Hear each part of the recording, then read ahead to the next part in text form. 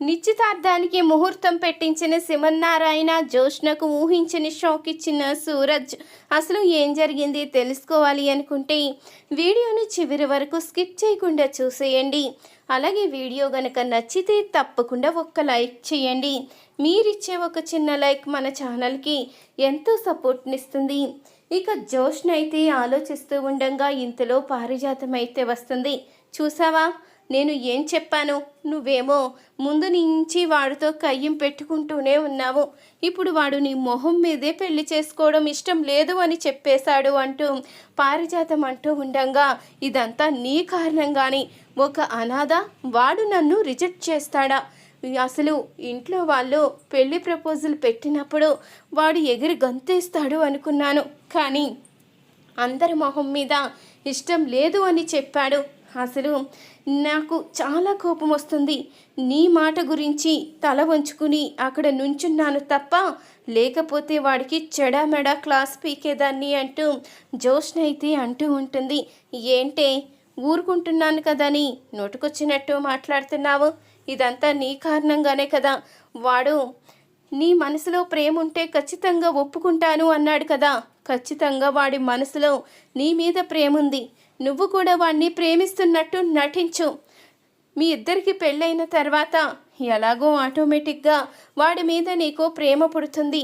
కానీ ఇప్పుడు ఆస్తి కోసం మాత్రం ఖచ్చితంగా నువ్వు నటించక తప్పదు. నువ్వు ఇంటి మహారాణిలా ఉండాలి అన్నా, ఆస్తి మొత్తం నీకు దక్కాలి అన్నా నువ్వు నటించక తప్పదే.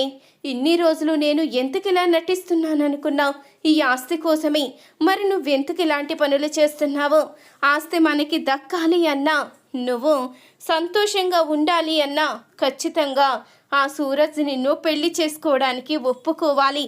అప్పుడే నీ జీవితం బాగుంటుంది.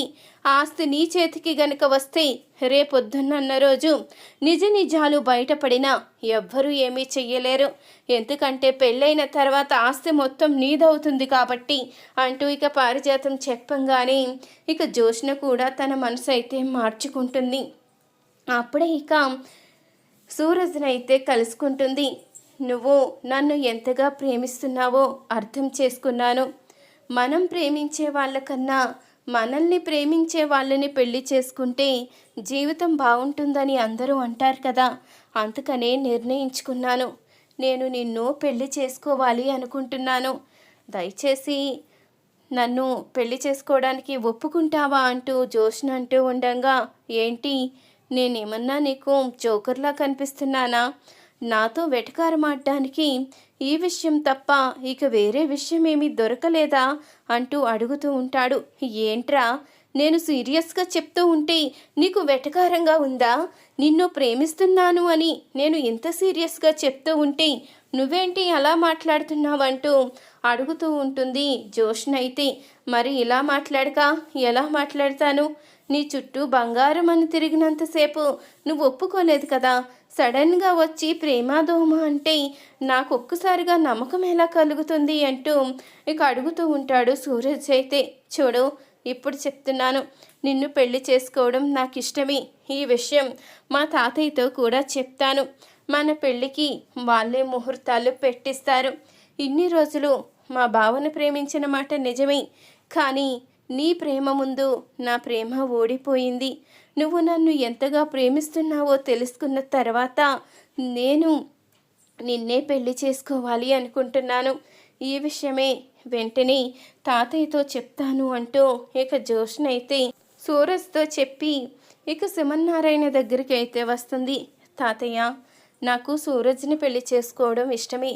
ఈ మాట ఇప్పుడే సూరజ్కి కూడా చెప్పాను. తను కూడా నన్ను పెళ్లి చేసుకోవడానికి ఒప్పుకున్నాడు. ఇక మీ ఇష్ట ప్రకారమే ముహూర్తాలు పెట్టించండి.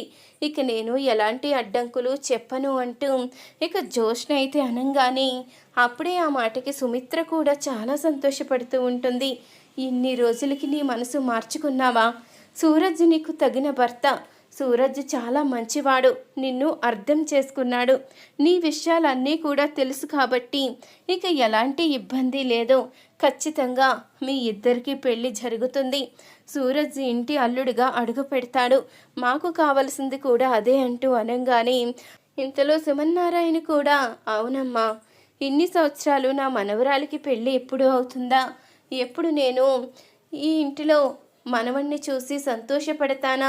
నా కళ్ళ ముందు నా మనవరాలు తన భర్తతో తన పిల్లలతో ఎప్పుడు తిరుగుతుందా అని ఎన్నోసార్లు అనుకున్నాను. ఇప్పుడు నా కోరిక నెరవేరినందుకు చాలా సంతోషంగా ఉంది అంటూ సింహన్నారాయణ కూడా అనేసరికి ఇంతలో దశరథ కూడా చెప్తూ ఉంటాడు, అమ్మ జ్యోష్ణ, నువ్వు పెళ్లి చేసుకోవాలి, పిల్ల పాపలతో సంతోషంగా ఉండాలి, మా కోరిక కూడా అదేనమ్మా అంటూ అనగానే, నేను పెళ్లి చేసుకునేది ఈ ఆస్తి కోసం, సంతోషంగా ఉండాలి అంటే ఆస్తి ఉండాలి, అందుకనే ఈ నిర్ణయం తీసుకున్నాను అంటూ జ్యోత్స్న అయితే అనుకుంటూ ఉంటుంది. ఇంతలో సుమిత్ర అయితే వెంటనే ముహూర్తాలు పెట్టించాలండి, మళ్ళీ దీని మనసు మారకముందే మనం ఏదోటి నిర్ణయం తీసుకోవాలి, ఖచ్చితంగా సూరజ్ కూడా ఒప్పుకున్నాడు కాబట్టి వీళ్ళిద్దరి పెళ్ళికి ముహూర్తాలు పెట్టించేస్తే ఒక పని అయిపోతుంది అంటూ సుమిత్ర అనగానే, ముందు నిశ్చితార్థం ముహూర్తం పెట్టిద్దామమ్మా, నిశ్చితార్థాలు చేసిన తర్వాత పెళ్లి ముహూర్తం కూడా పెట్టిద్దాము, ముందు నిశ్చితార్థాలు అవుతే వాళ్ళిద్దరూ ఒకరినొకరు అర్థం చేసుకోవడానికి దగ్గర అవడానికి సమయం కుదురుతుంది కాబట్టి ఇద్దరూ కూడా కలిసిపోతారు అంటూ అనగానే, అంతలో పారిజాతం అయితే, అవును, నా మనవరాలు పెళ్ళి జరిగితే సంతోషంగా ఉంటుంది అంటూ పారిజాతం అయితే చెప్తూ ఉంటుంది. ఇంతలోకి సుమిత్ర అయితే, అత్తయ్య, అది మీ మాటే వింటుంది కాబట్టి పెళ్లి విషయంలో బాధ్యత మీ మీదే పెడుతున్నాము, అది మనసు మార్చుకోకుండా మీరే చూసుకోవాలి అంటూ అనగానే, ఈ విషయం నువ్వు చెప్పాలా సుమిత్ర? అది నాకు తెలీదా? అది నా మనవరాలు, దాన్ని పెళ్లి చేసే బాధ్యత నా మీద ఉంటుంది కదా, నేను చూసుకుంటాను అంటూ ఇక పారిజాతం కూడా చెప్తూ ఉంటుంది.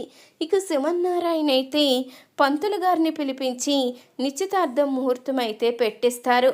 అప్పుడే ఇక నిశ్చితార్థం ముహూర్తం పెట్టిన తర్వాత జ్యోత్స్న అయితే తన మనసులో అనుకుంటూ ఉంటుంది, ఇప్పుడు నిశ్చితార్థ ముహూర్తాలు పెట్టించారు, ఖచ్చితంగా తొందరలోనే ఈ సూరజ్ని పెళ్లి చేసుకుని ఈ ఆస్తి నా పేరుకి వచ్చేలా చేసుకుంటాను, తర్వాత వీడిని నా గ్రిప్పులో పెట్టుకుని ఒక ఆట ఆడుకుంటాను అంటూ తన మనసులో అనుకుంటూ మురిసిపోతూ ఉంటుంది జ్యోత్స్న అయితే.